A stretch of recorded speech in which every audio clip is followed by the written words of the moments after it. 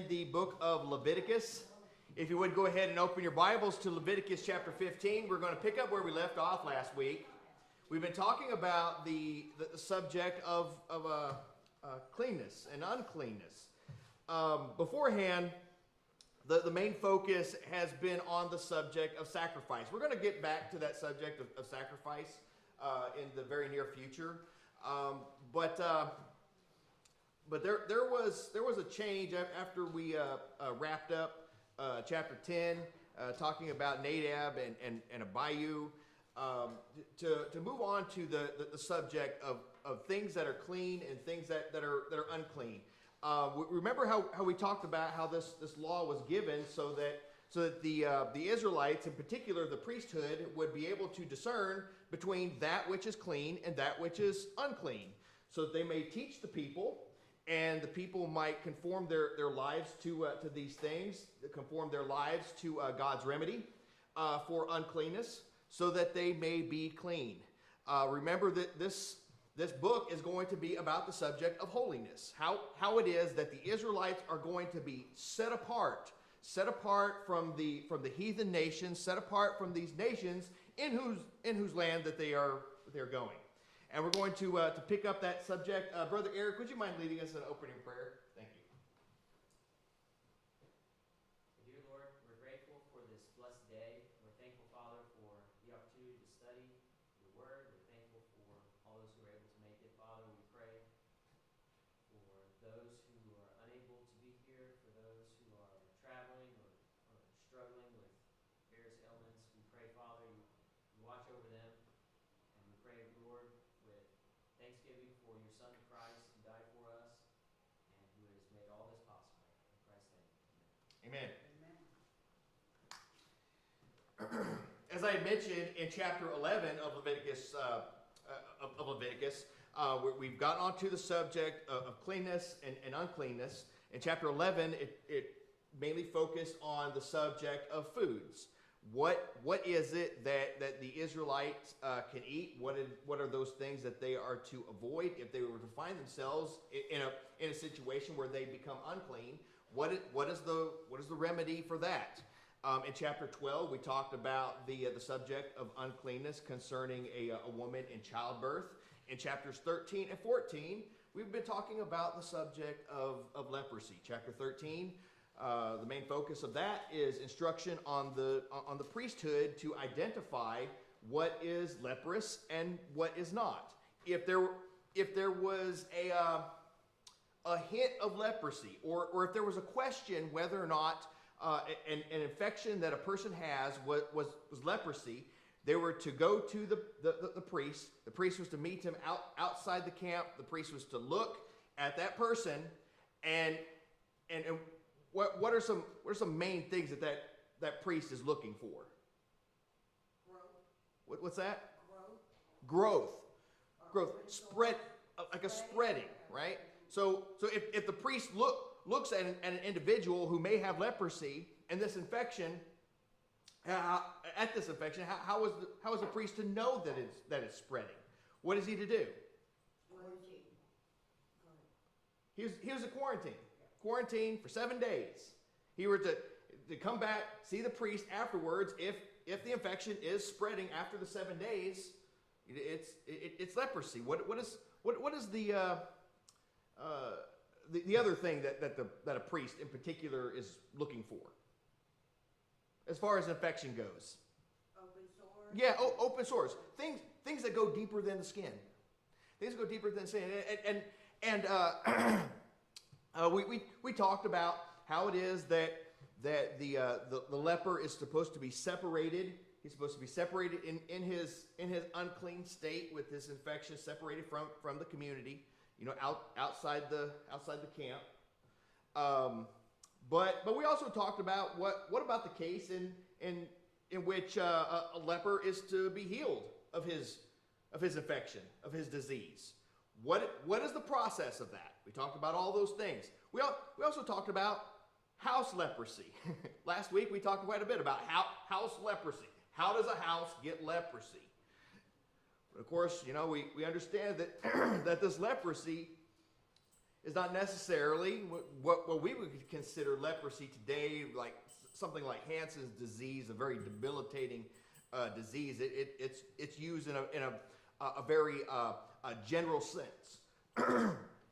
So much so that a house could get leprosy, an infection of some kind, whether it be mold or mildew or some sort of growth, either in clothing or leatherware or inside your house on the stones.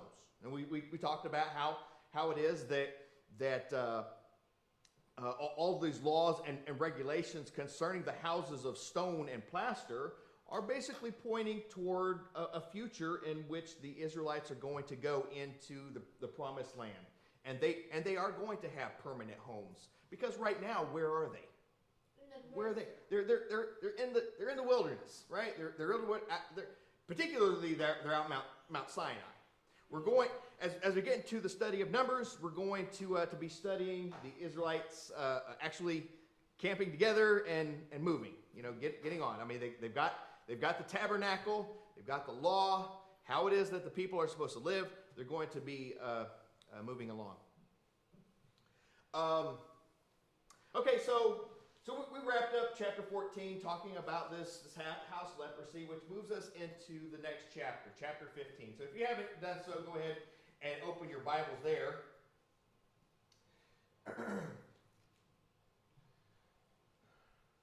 Chapter 15 is going to be talking about the subject of uncleanness concerning bodily emissions. I broke this down into 3 different parts. The first part is going to be chapters 1 through 18. Now, these sections, these parts are going to have their subcomponents, and we're going to talk about those in just a moment. But mainly, this chapter is going to cover the subject of a man's uncleanness, verses 1 through 18, and also a woman's uncleanness, verses 19 through 30, and then finally in the last few verses a summary of this chapter. And I'm hoping that we're going to have a few minutes today to really take a close look at that summary. So breaking down this chapter, I think that it's interesting that some people have pointed out that this chapter is written in such a way that it is in a chiastic formation. That is that you have a certain point or a certain subject matter that you are talking about, and then you move on to another subject matter, and I'm trying to think of a good way to how to explain this. Let's think of this in this way. You have point A that you make on a certain subject matter, point B that you make on a certain subject matter, and point A and point B are related, and then point C. And then you go back to the subject matter that you had just talked about in point B. And then you go back and talk about it in the subject matter that you talked about in point A. So it's going to go like this: A, B, C, B, A. And the way that it's laid out, it's laid out in such a way, if you want to get the real importance of that matter, just take a look at what's talked about in the middle. Take a look at what's talked about in the middle. The first section we're going to talk about is a man's abnormal long-term discharge, verses 1 through 15. And then it's going to talk about a man's normal short-term discharge, verses 16 and 17. And then point C is going to talk about a man and a woman involved in a sexual relationship. That's verse 18. Now, the next point, again, related to point B, concerning a man's short-term discharge, is going to talk about a woman's normal short-term discharge, and finally wrap up with a woman's abnormal long-term discharge. Again, where's the main point in this? The main point is a man and a woman involved in that sexual relationship. God understands that a sexual relationship between a man and his wife is a normal part of life. It's a normal part of life, and it is not a sinful thing. There are some things that make certain individuals unclean. That is, they need to be ritualistically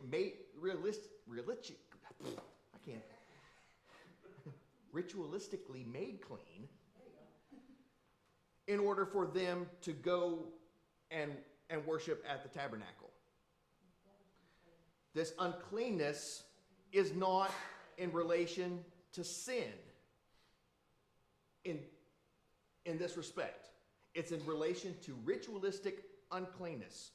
Why do you think it is that God is separating his worship from his worship at the tabernacle from the normal, natural sexual relationship between a man and his wife? Why do you think that there's a separation there? Go ahead, Eric. Well, God is trying to illustrate you need to be holy, and therefore paganism does not fly. Because all the nations round about him were all about that. We're all about what? Exactly the content of chapter 15. Yes.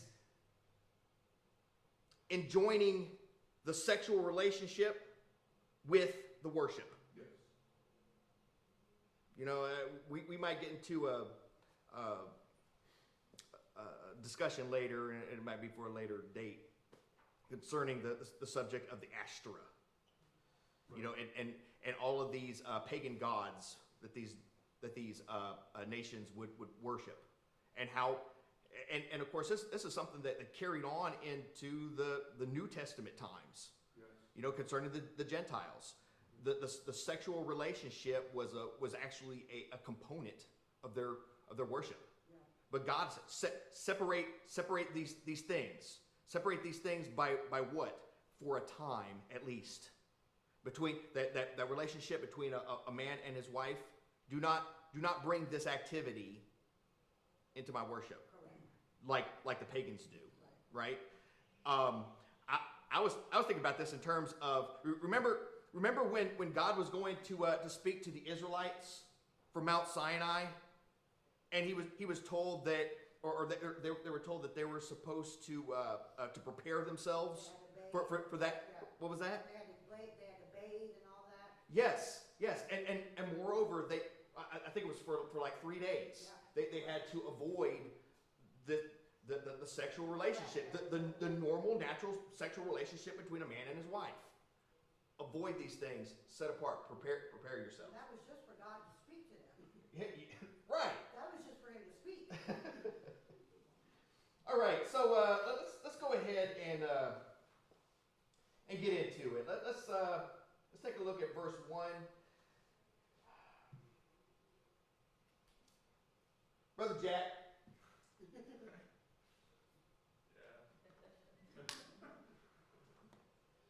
Would you please read verses 1 through 12 for me? Alright.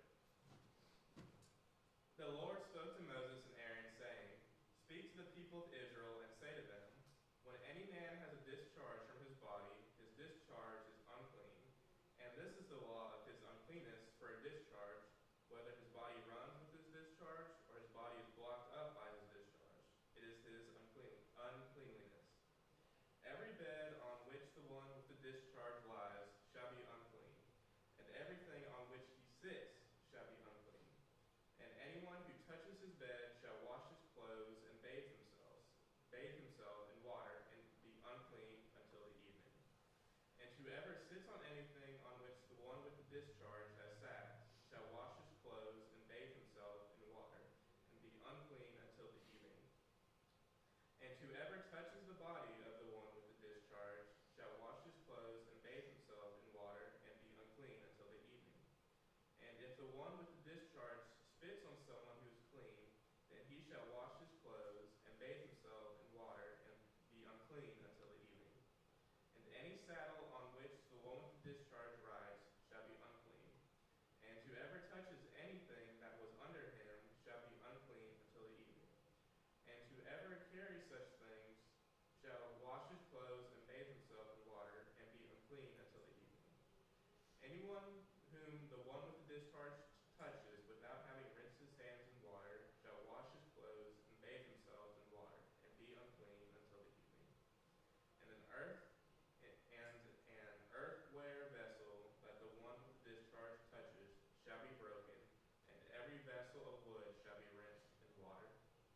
very good.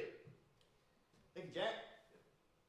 All right, so these first several verses are going to talk about uncleanness caused by a man's abnormal discharge, and I think that this is going to be an important point because what can you tell me something about the nature of this discharge?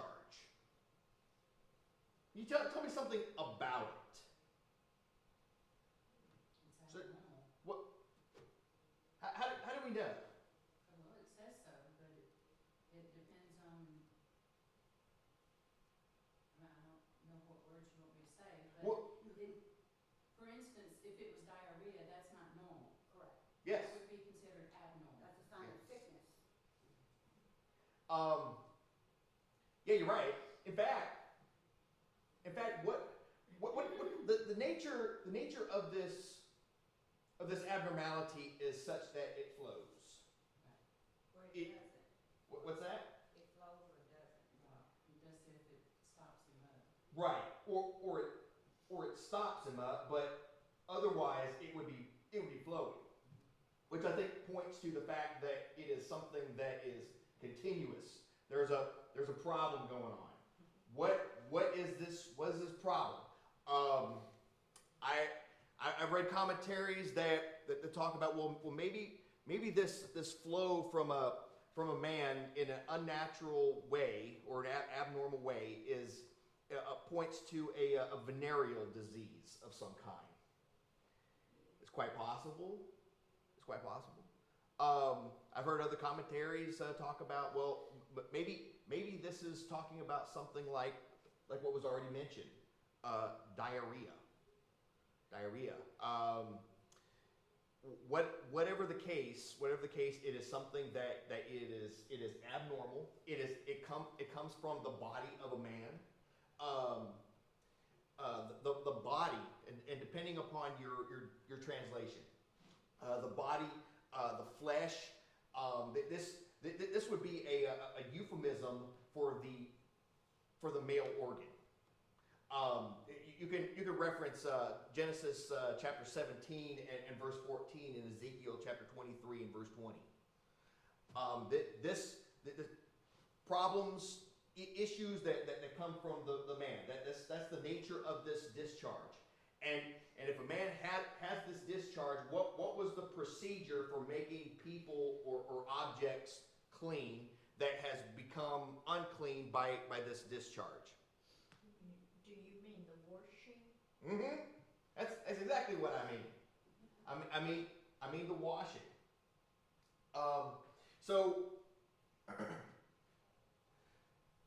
we start in verse 5. Anyone, moreover, who touches his bed shall wash his clothes and bathe in water and be clean until evening. And whoever sits on the thing in which the man with the discharge has been sitting shall wash his clothes and bathe in water and be unclean until evening. And we had talked about these laws and how these laws serve multiple purposes. One, the main purpose, of course, we talked about is the subject of holiness. What is another purpose that it serves for the Israelite community? So that it doesn't spread. Good for Yes. sake. For the health and welfare of the community. For the health and welfare. This is also about disease control, right? If you have somebody with some sort of disease or some sort of illness that is communicable,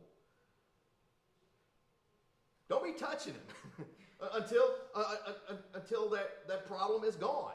Or if you do come in contact with that person, what do we do? What do we do today? We wash. Why do we wash? Do we wash if we come into contact with a communicable disease? Do we wash today because Leviticus chapter 15 tells us to? No, No. Why do we wash today? we have modern Be- ways. Because we know about the science of bacteria and virology, right? We know these things. The Israelites, they don't know these things. However, it is up to them to not understand all the ins and outs of all these things. It's up to them to just be obedient to what God says to do.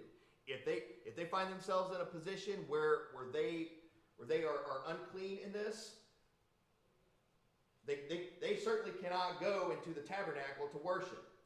They're going to remain in that unclean state until that issue stops, and they're made clean. So again, whoever touches any of the things which were under him shall be unclean until evening, and he who carries them shall wash his clothes and bathe in water until evening. What about the things, the objects that person touches? If they're clay, they're destroyed. If it's wood, they're washed with water. Rinse with water. That's right. Why do you think that is? Basically the same reason why we talk about in Leviticus chapter 11 about unclean things coming in contact with the eating utensils of the Israelites. If it is something of an earthen nature, it's to be broken, not used again. And I'm thinking about this in terms of things that might be porous, things that might hang on to various diseases. But whatever the case, the Bible doesn't come out and say, well, this is why, for disease control. What it does do is it gives the Israelites the commands, and it's up to the Israelites to be obedient. Obedience. That is the key. To be obedient, to be separate, to be holy. I can imagine the heathen nations, concerning things that are touched by unclean peoples, to say, well, what's wrong with this? That seems to break apart our pottery and our earthen bowls. That seems kind of a waste, and they'll continue to use these things. Concerning the pieces of the home with house leprosy, if a home is determined to have this infection, so to speak, and this infection is not going away, what was the remedy to that? Not only to tear it down, but to take all the building utensils and carry it out to an unclean place, not to be used again. Whereas other nations would come by and say, oh, look, rocks and plaster and stones and bricks. Let's just build another house with that same material that was infected. God is looking out for his people. He's giving his laws to look out for his people, to make them holy, and to preserve them. Because they have a purpose. They have his purpose in mind. Which is ultimately what? Bring Christ to the world from this people. From this people, all the nations of the world will be blessed. Go ahead, Eric. Yeah, it's amazing, Steve, that our knowledge of why these things happen is less than 200 years old, stemming from Louis Pasteur. I mean, 200 years, that's not that long ago. Mm-hmm. And then I had another thought, and that was, those who, you're talking about these other nations, when they did succumb to these infections, they would say, well, the gods have cursed us. Well, God is out in the forefront providing an answer for all of this, even though he doesn't tell them that it's a fungus or a virus or a bacteria. But he's, like you said, just obey. Just obey, right? I think about it. When you speak to small children, and you tell them things, you tell them to do things and to not do things for their health and welfare and well-being. And sometimes the whys is just way over their head.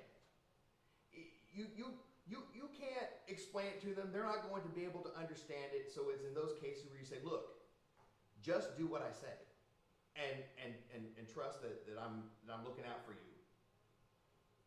All right, so the next portion is going to talk about the cleansing of a man with an abnormal discharge. Brother Jack, would you please read verses 13 through 15? Okay. And when the one with a discharge is cleansed of his discharge, then he shall count for himself 7 days for his cleansing, and wash his clothes.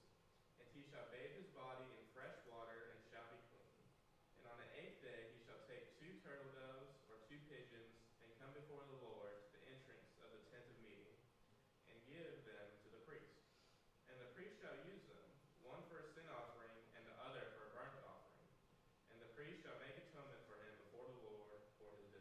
Very good. Very good. Okay, so in the previous verses, we talked about, you know, the remedy for a person who has become unclean by touching somebody who was unclean of this abnormality. Now, what about the abnormality? What about the person with the abnormality? Once this abnormality is healed, it goes away. What are the steps to be certified as clean? What is he to do? Well, he first must count all 7 days. All right. For purification. That's right. Then he's got to wash his clothes and himself to be ceremony clean. And then on the 8th day, he's got to get 2 turtle doves or 2 pigeons, one for a sin offering and one for a burnt offering. Very good. Very good. Okay, so a period of 7 days. Why do you think the 7-day waiting period? Make sure it's gone. Right? You know, this was a remedy that was given to the priesthood to inspect for leprosy too. Wait, you got a problem. It appears to have cleared up. You wait that 7-day period. You wait that 7-day period, and we talked about the number 7 throughout Scripture from Genesis to Revelation. That number 7 oftentimes has significant or has spiritual significance to it in reference to something that is done, something that is full, something that has been completed. It is the period of completion. And after this 7th day, what is the first order of business? What's the first order of business? Take a bath and wash your clothes. What's that? Take a bath and wash your clothes. Yes. Wash his clothes, bathe his body, become clean. Then Sacrifice. get involved in worship, right? Get back to worship. I know that there are Christians that get sick, have some sort of health issues that keep them away from the Lord's worship for a period of time. And those faithful Christians, I've talked to them before. You know, when they talk to me and their problems and their health issues that they're dealing with, so often they'll say to me, I can't wait to get back to worship. That's the one thing. I mean, they don't say I can't wait until I get healed from this illness and this disease so I can get back to work. You know, nobody ever says that. But the faithful Christians, I can't wait to get back to worship. The first order of business for the person who has been made clean, and the same goes for a leper too. The first order is to get back to the worship. So on the 8th day, take for himself 2 turtle doves, 2 young pigeons. Come before the Lord to the doorway of the tent of meeting to give them to the priest, and the priest shall offer them, one for a sin offering and the other for a burnt offering. Memory exercise for you. How is this sacrifice different than the healed leper of chapter 14? In what ways is it different? Well, I think in chapter 14, they had one was to sacrifice one bird and another bird was set free. Okay. Right? Right, but this is during the cleansing process. I'm talking about the sacrifice. All right, never mind. Okay. The sacrifice at the tabernacle.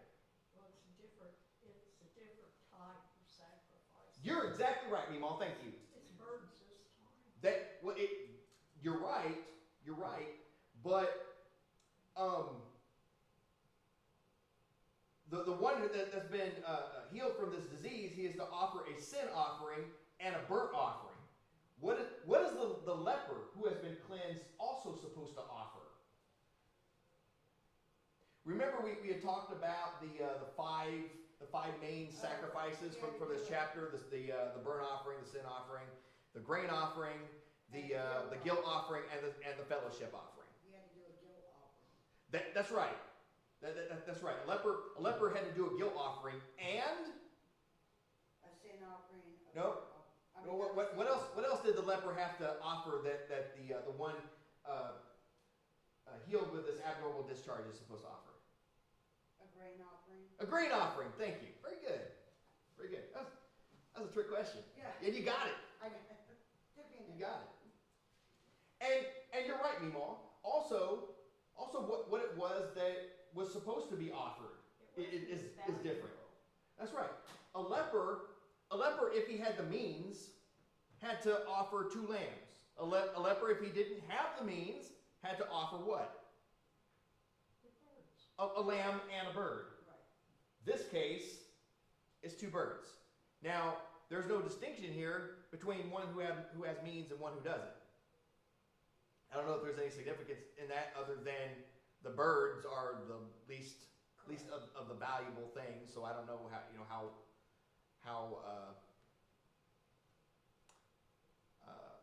how much more cheaply you can get when it comes to the offering of the burnt offering and the sin offering. But again, these verses describe the sacrifice of the cleansing of the male discharge.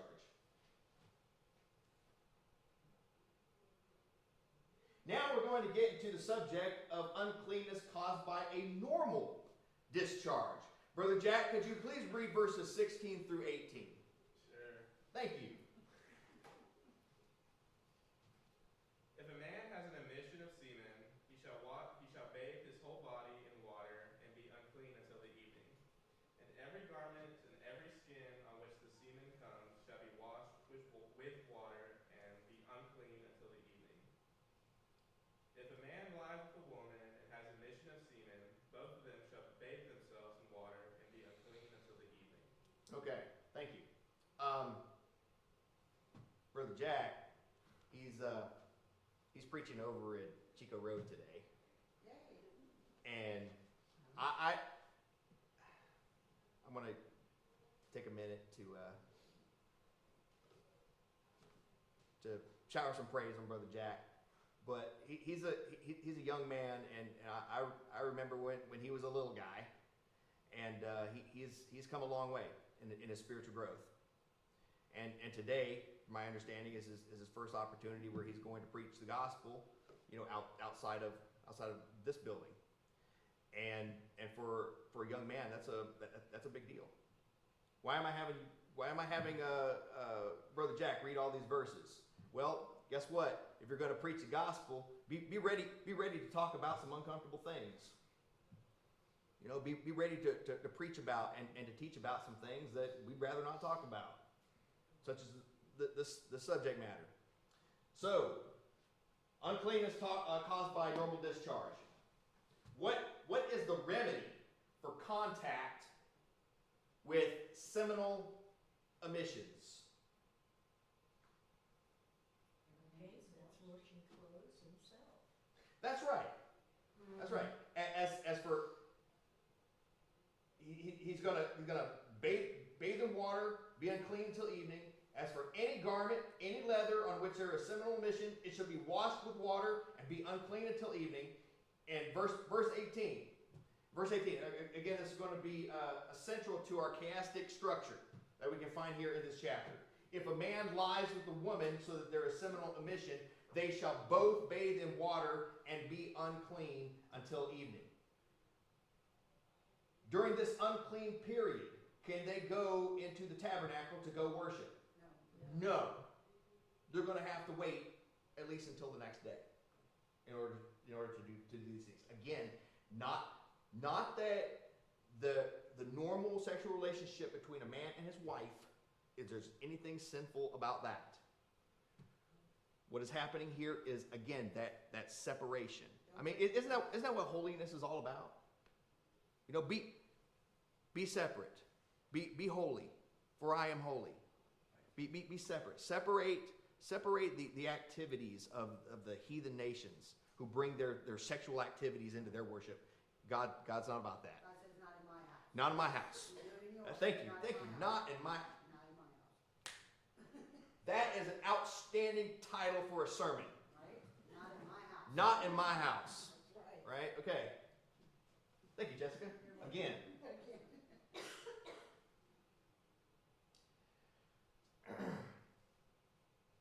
All right. So So again, what is this remedy? To be washed, and remain in the unclean state until the evening. All right. Now we're getting into the back end of the chiastic structure. We're going to talk about a woman. The uncleanness caused by a woman's normal discharge. We talked about a man. We started off talking about a man's abnormal discharge. This is going to talk about a woman's normal discharge. The discharge during her menstrual period. Brother Jack, would you please read verses 19 through 24, please? When a woman has a discharge, and the discharge in her body is blood, she shall be in her menstrual impurity for 7 days, and whoever touches her shall be unclean until the evening. And everything on which she lies during her menstrual impurity shall be unclean. Everything also on which she sits shall be unclean. And whoever touches her bed shall wash his clothes and bathe himself in water, and be unclean until the evening. And whoever touches anything on which she sits shall wash his clothes and bathe himself in water, and be unclean until the evening. Whether it is the bed or anything on which she sits, which he touches, it shall be unclean until the evening. And if any man lies with her, and her menstrual impurity comes upon him, he shall be unclean 7 days, and every bed on which he lies shall be unclean. Okay, we talked about this subject matter when we talked about a woman's uncleanness during childbirth. You know, this is not in respect to sin. This is in respect to things that happen normally, the things that happen naturally. But what is the remedy for contact with a woman during her menstruation? Anybody that comes in contact with her during this period is deemed unclean. What is the remedy for that? They must bathe and be unclean until evening. Very good. Very good.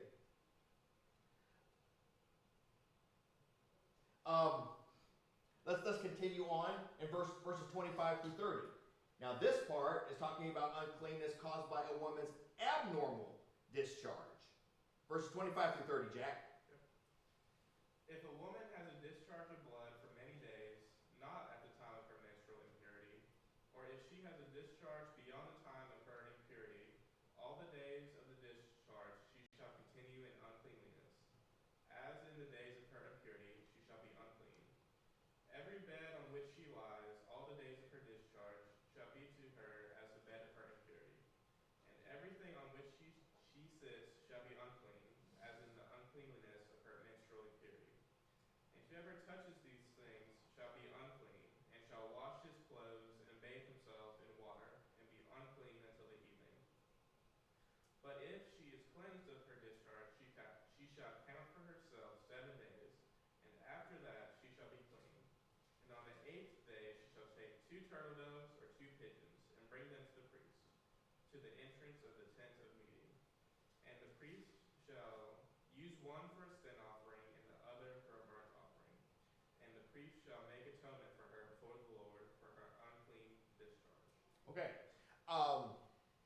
Now, again, this procedure is very similar to that of a man who has an abnormal discharge. We're talking about things of abnormality. A woman who has a discharge of her blood for many days. That is well beyond past her menstruation period. I think that this points to a problem. There's a problem there. There's an issue going on, and all during that time, she is to remain in an unclean state. But if that flow of blood stops, just like with a man, he is to wait that 7-day period, then wash, be clean. On the 8th day, do what? Go make your sacrifice. Go make your sin offering. Go make your burnt offering. Very very very similar to a man here. But of course, this kind of answers the question: what's the remedy for contact with a woman? Now, what happens when somebody comes in contact with a woman that is suffering in this way. He becomes unclean. What's the remedy of his uncleanness? 7-day waiting period and bathing and sacrifices and all those? No. No. Wash and wait until the evening. And of course we talked about what is the remedy to make the healed sufferer clean. The remedy for that, of course, once that abnormality stops, wait that 7-day period, then go offer your offerings. Hey Steve, Yes. I don't know if you mentioned it, but it's two types of contact with the woman. If he just comes in contact with the woman, then it's regular, like the bathe and you're clean until evening. But if it's sexual contact, it's something different, right?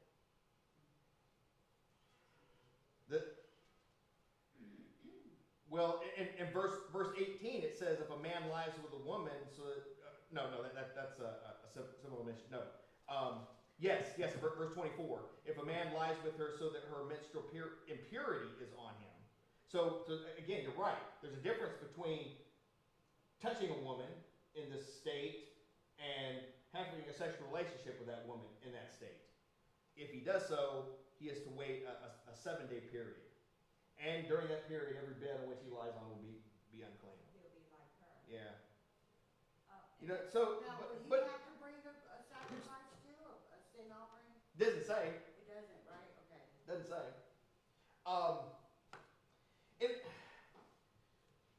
When we're talking about the woman with this abnormal discharge of blood and her being in this unclean state during this time,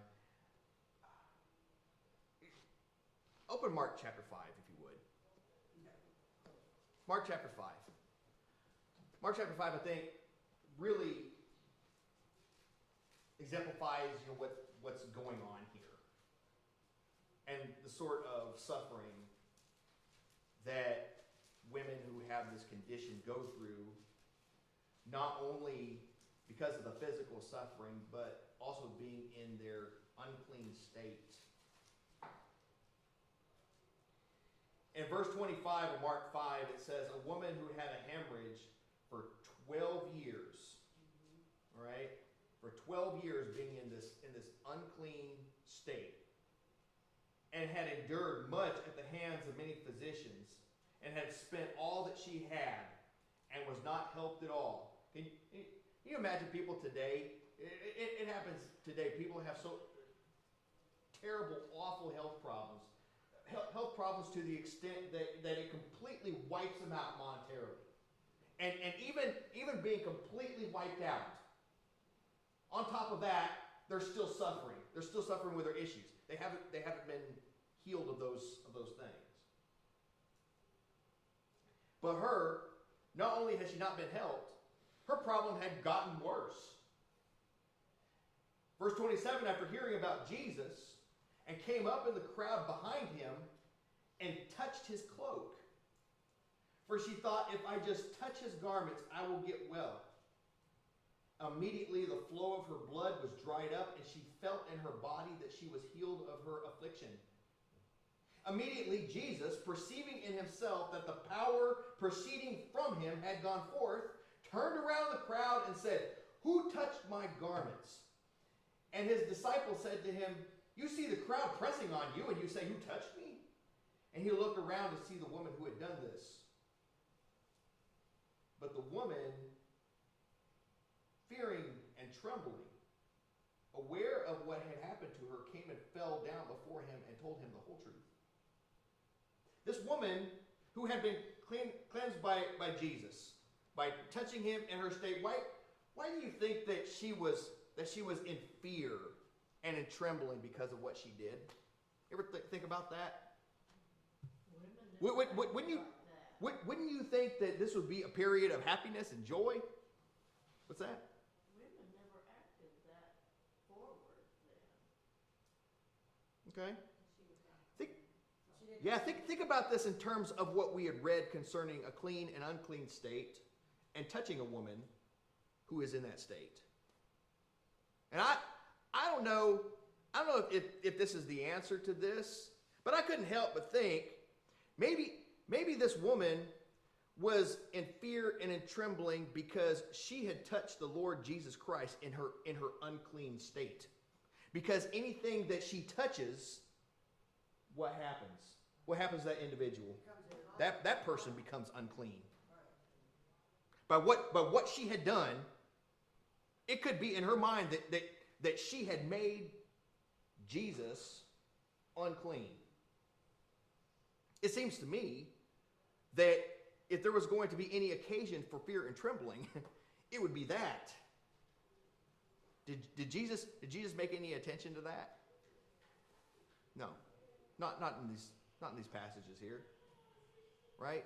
Because he was concerned about the faith of people, the trust that they had in him, and the trust in what he was capable of doing.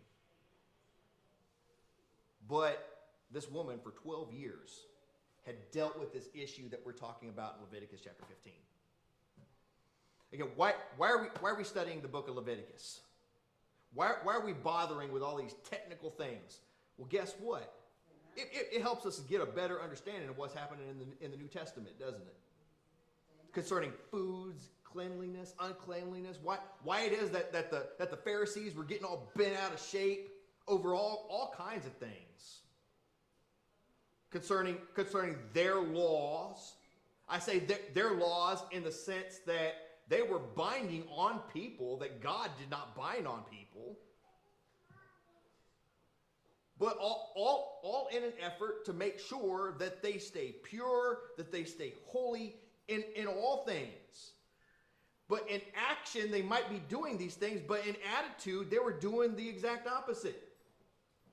Because all the while they're working so hard that we're sticking directly to Leviticus. They're forgetting the more important things. The more important in these things in this life, such as justice, right? Such as caring for other people, looking out for your fellow man. That's what they were forgetting.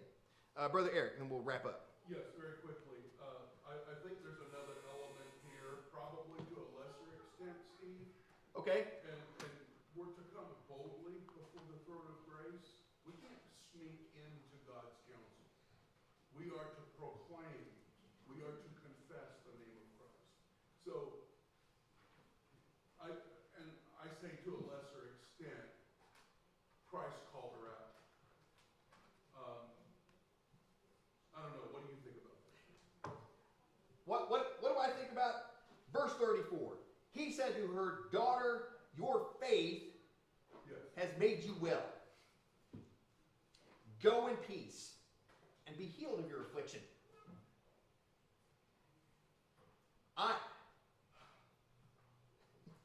The hairs on my arms stand up. You know, when I read, I don't know so much that he called her out on this. He might have called her out on this in that he was bringing everybody's attention around her because he was being pressed on all sides. Even his disciples had said, after he said, "Who touched me?" You got people all over you, pressing against you and touching you, and now you ask, "Who touched me?" Yeah. Who touched me? This unclean woman. This unclean woman in her state came to touch me because she thought that I could heal her. Guess what? She was right. Daughter of Israel, your faith has made you well.